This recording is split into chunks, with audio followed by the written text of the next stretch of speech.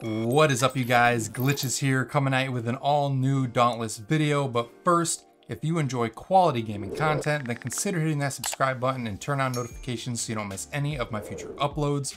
That being said, in today's video, I want to give you a full rundown on how to summon and defeat the new PHAELANX Behemoth within the BlazeWorks hunting grounds. I will give a little spoiler warning here for those of you that may or may not want to wait until the actual launch of the PHAELANX on Thursday. Feel free to turn off the video now. You will see the fight and the mechanics on how to summon him, so feel free to turn it off now if you don't want to see that and you want to wait. But if you want some early tips and tricks on how to summon the PHAELANX and make the fight a little bit more easy for you, then feel free to continue watching. But first thing you're gonna have to do, once we jump right into it, is head to the BlazeWorks hunting grounds. All right, so the first order of business is going to be to get 6 kills on behemoths in the BlazeWorks hunting grounds if you're solo.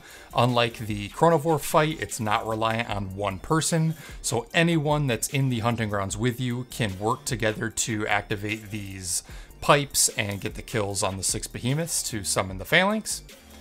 But once you get all 6 of these kills, you'll notice that you get a little buff called Energize that starts stacking up.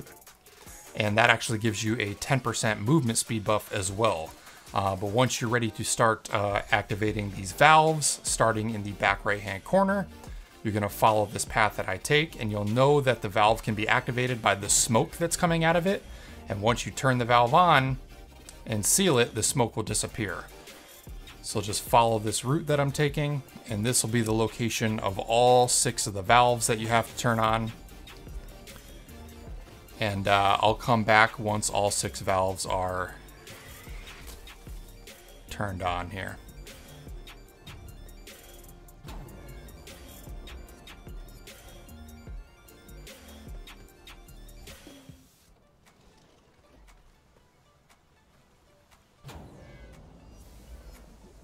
And again, just follow this path, and this will lead you to all 6 valve locations.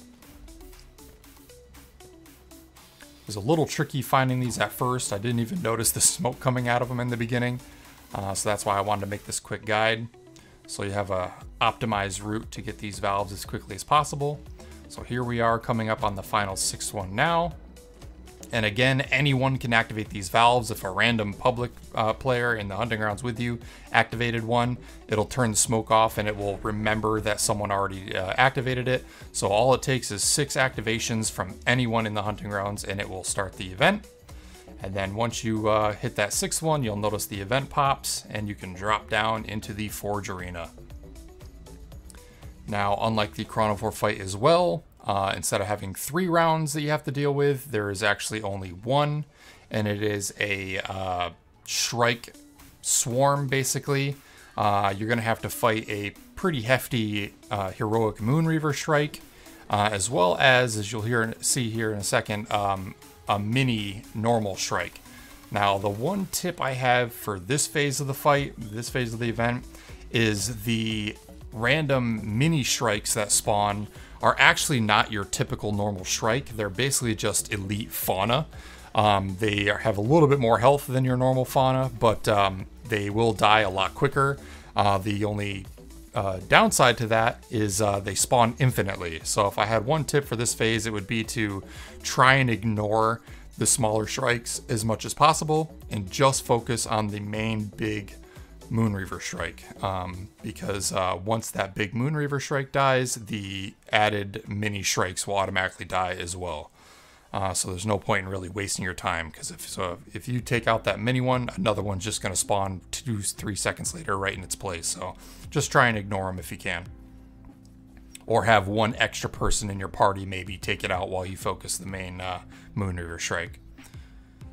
But yeah, that's probably my one tip for this particular phase. So we'll let this play through real quick.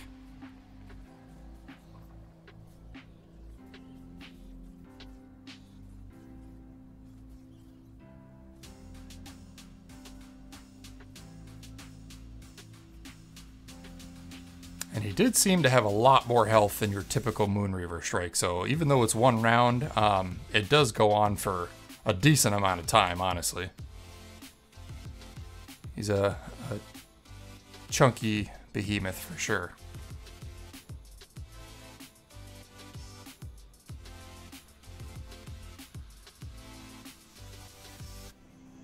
here we go. We almost got it killed. And there you go. And if you look in the background, you can see as soon as we killed that Moonreaver Shrike, the mini Shrike died as well. And now we're on to the main event. You only have that one round, and then the very next round is the Phalanx boss. Got that hero landing. And there you go. Now we're fighting the big boy. So this particular fight, it's not as crazy as you would think. I don't want to talk throughout the whole thing. I want you guys to be able to enjoy the gameplay and the fight itself, but few tips and tricks to keep in mind is when he becomes enraged, or Aether Charge for that matter, a lot of his AoE attacks will start dropping or creating rather pools of fire on the ground. So if you're newer to Dauntless, bringing cells like Molten in your build potentially could help out to make you fireproof, so you don't have to worry about burn damage over time from all the fire attacks that he does. But other than that, it's pretty straightforward. He does on occasion hop into the air and do the little laser beam attack that you've already saw. Just be sure to dodge left and right. It goes forward, backwards, and side to side, so watch out for that. When he curls up into a ball, that means he's about to start rolling. So keep an eye out for that. And then the rest of his attacks are like kind of like a phalanx. They're like turtle up type moves, where he'll like curl up into a ball, his shields will surround him, and then he just shoots out these AoE projectiles that are kind of like the quill shot spikes that will detonate over time, creating AoE fire pools on the ground. So as long as you watch out for that and keep rotating him around him, you should be able to take him down no problem. It's not that crazy of a fight. But yeah, that's pretty much it, you guys. I did come up with a really handy build. It's actually a Bastion-based build. I like it even more than the Iceborne one that I made in my previous video. So I'll be sure to leave a link to that build down in the description if you guys feel like using that. I was able to do this whole thing solo with no problems whatsoever with that build. So feel free to check out that build. But yeah, without any further ado, I'll let you guys enjoy the video. Last but not least, if you guys enjoyed it, be sure to hit that like button, comment down below. I appreciate you guys' feedback. And as always, if you're not already a member of the Glitch Gang, be sure to click those links down in the description and join us. We are giving away 5 Elite Hunt Pass codes that are going to be dropping as soon as this patch ends on Thursday. So be sure to get in there and click that reaction button. Hopefully you'll be the lucky winner. But yeah, that being said, I hope you guys had a great day, and we'll catch you on the Shattered Isles. Later.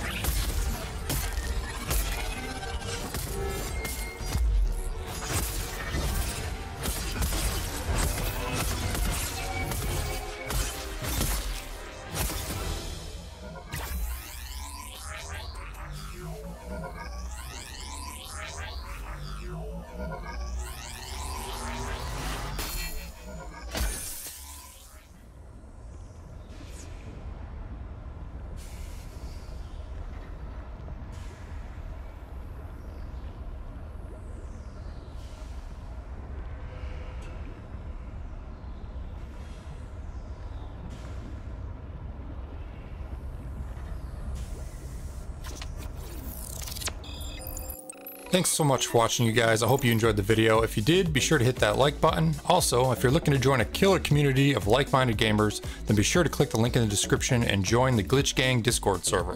We continue to grow every day, and it's filled with all your favorite game discussion channels, as well as several LFG channels to help you find that perfect group for your next hunt or raid. Lastly, if you're new to the channel and want to keep up to date with all my future content, then consider hitting that subscribe button and turn on those notifications. Hope you all had a great day, and I will catch you on the next one.